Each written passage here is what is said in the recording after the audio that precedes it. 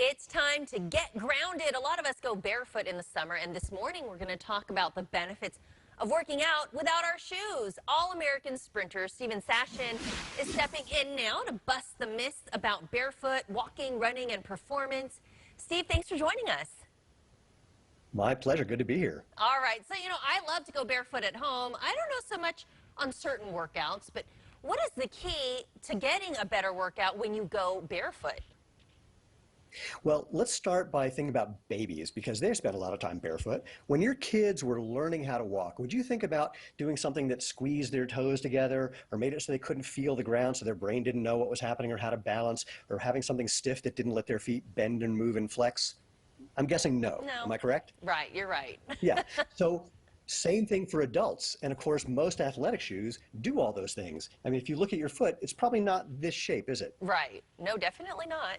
So, and again, elevates your heel, that messes with your posture, super stiff, doesn't let you feel anything. So the biggest benefit for barefoot is letting your feet do what's natural. Feet are your foundation. They're supposed to bend and flex and move. And if you don't let them do their job, other joints try to, like your ankle, your knee, your hip, and your back, and they're not designed for that. So that can cause a bunch of pain.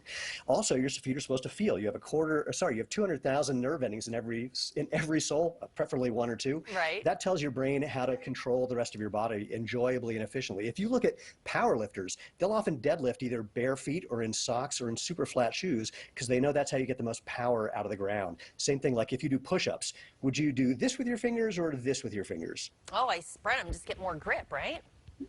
Exactly. Same thing with your feet. So you want a shoe, if you're not going to go barefoot, because not everyone wants to, sometimes you want a little protection, something a little more stylish. You want a shoe like Xero Shoes that gives you a nice wide toe box, low to the ground for balance and agility, super flexible, super lightweight. Oh, man. So lightweight, we've had people... Yeah, I know. We've had people tell us they went to bed still wearing their Xero Shoes because they forgot they were wearing them. And you could just roll them up for, if you're traveling with those shoes. They look like they'll only take up a little bit of space in your overnight bag. So that's great. Exactly. You mentioned some of the benefits of being barefoot or wearing that minimal shoe. It kind of goes against what most people think about when they think about working out, but I think you made some great points.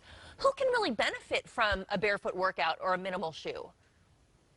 Well, we have customers who, from age 5 to 95, who use our shoes for everything from taking a walk, strolling on the beach, to running 100-mile ultramarathons and climbing mountains. So pretty much everyone. I mean, my answer really is if you have feet, you could benefit from using them because it's really a case of use it or lose it. And losing that strength, that agility, that mobility, that balance can have really horrible repercussions as you get older, especially. Elderly people, very common that they lose their balance, have falls, break their hip, and what can happen from that. So everyone can benefit from doing what's natural.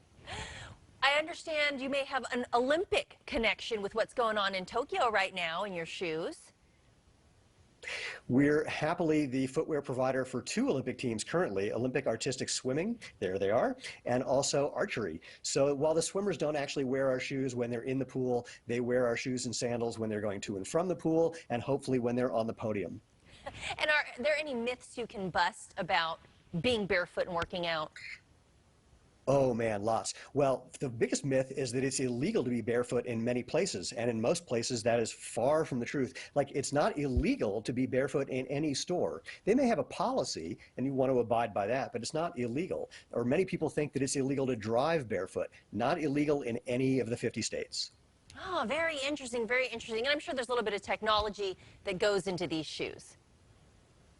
Well, the technology, if you think about it, for the first 9,950 years that human beings have been wearing footwear that we know of, it all looked like ours, really. Low to the ground, like I said, for balance and agility. We don't elevate your heel because that messes with your posture. We don't have toe spring that messes with your gait. Like I said, lightweight and flexible. And the sole is designed to give you the right amount of protection and traction, but also give you that ground feel so your brain knows what your feet are doing, so it knows how to efficiently and enjoyably control the rest of your body. Sounds like it's just going back to the basics. Thank you, Steve.